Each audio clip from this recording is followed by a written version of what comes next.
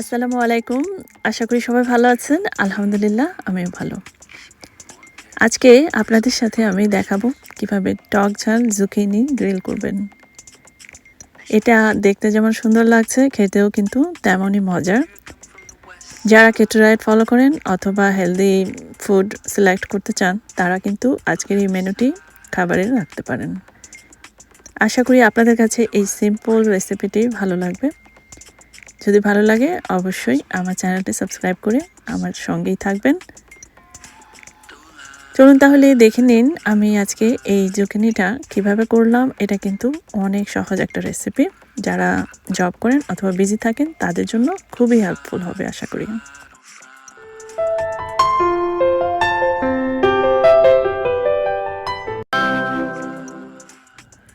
Zucchini grill করার জন্য আমি নিয়ে নিয়েছি 3টাই মিডিয়াম সাইজের জুকিনি, আর এগুলোকে দুপাশ থেকে আমি একটু কেটে ফেলে দিচ্ছি।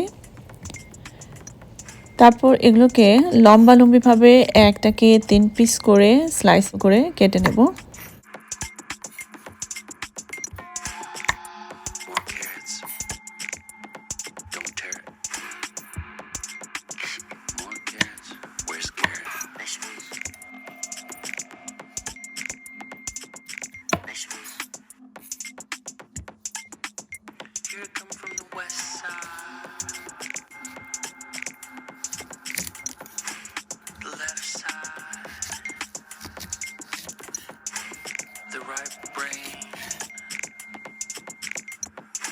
Drives me insane. Don't lie, don't lie, don't lie to me.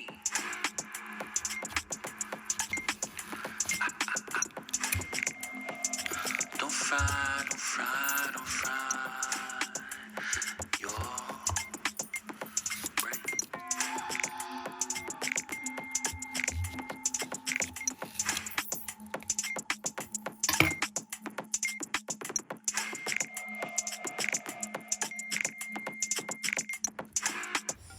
সবগুলো জুকিনি আমার কাটা শেষ। এখন একটা প্লেটে নিয়ে নিচ্ছি। সব মশলাগুলো অ্যাড করব, তবে বেশি কিছু নয়, সামান্য কিছু। এখানে দিয়ে দিচ্ছি আমি 3/1 চা চামচ লবণ। লবণটা আপনার আন্দাজ মতো দেবেন। আধা চা চামচ লাল মরিচের পাউডার, যেহেতু এটা একটু ঝাল ঝাল হবে। দিয়ে দিচ্ছি সামান্য একটু গোলমরিচ।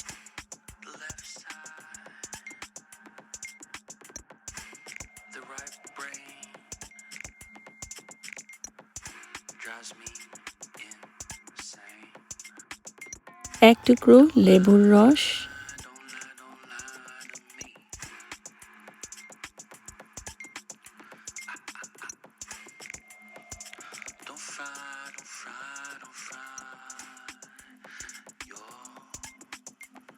তিন চা চামচ অলিভ অয়েল,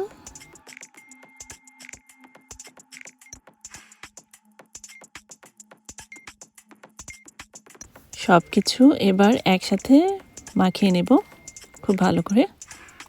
এবারে আমি এই জুকিনিগুলো একটা এয়ার ফ্রায়ারে দিয়ে দেব। আমার আজকের এই রান্নার প্রসেসটা কিন্তু অনেক সহজ। এয়ার ফ্রায়ার আমি খুবই পছন্দ করি, একদম ঝটপট হয়ে যায় আর একদম পারফেক্ট হয়। এয়ার ফ্রায়ারে যে চেম্বারে আমি এটা বেক করব সেখানে দিয়ে দিলাম। আর একটু ছড়িয়ে দেবেন যেন আলাদা আলাদা থাকে, তাহলে খুব সুন্দরভাবে সব দিকে ফ্রাই হবে। আমি এয়ার ফ্রায়ারে বেক অপশনটি সিলেক্ট করে নিলাম। এটা শো করছে 20 মিনিটস, কিন্তু আমি এটা 20 মিনিটস লাগবে না, আমি এটা 8 মিনিটস করব। 8 মিনিটসে এটা সুন্দর হয়ে যাবে, একদম পারফেক্ট। তাপমাত্রা থাকবে 325 ডিগ্রি ফারেনহাইট।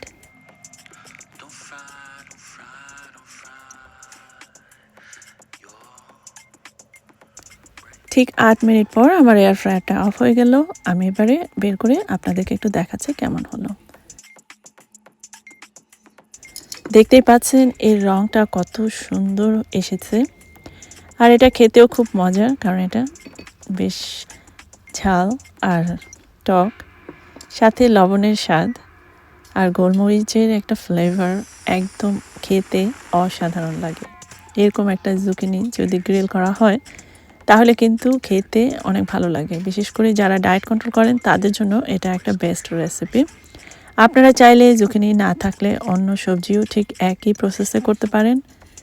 আশা করি আপনাদের কাছে ভালো লাগবে আমার এই রেসিপি। যদি ভালো লাগে অবশ্যই একটু থামস আপ দেবেন আর আমাকে কমেন্ট করে জানাবেন কেমন লাগলো।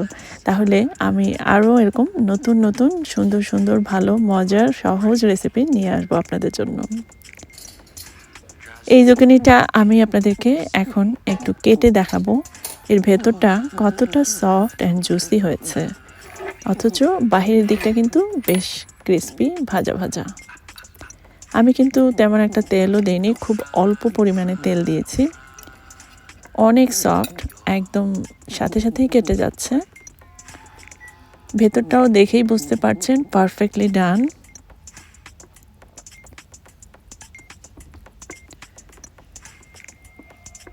এই ছিল আমার আজকের রেসিপি। আশা করি আপনাদের কাছে ভালো লাগবে। সবাই ভালো থাকবেন। আবারও ইনশাল্লাহ নতুন একটা রেসিপি শেয়ার করতে চলে আসবো। আল্লাহ হাফেজ।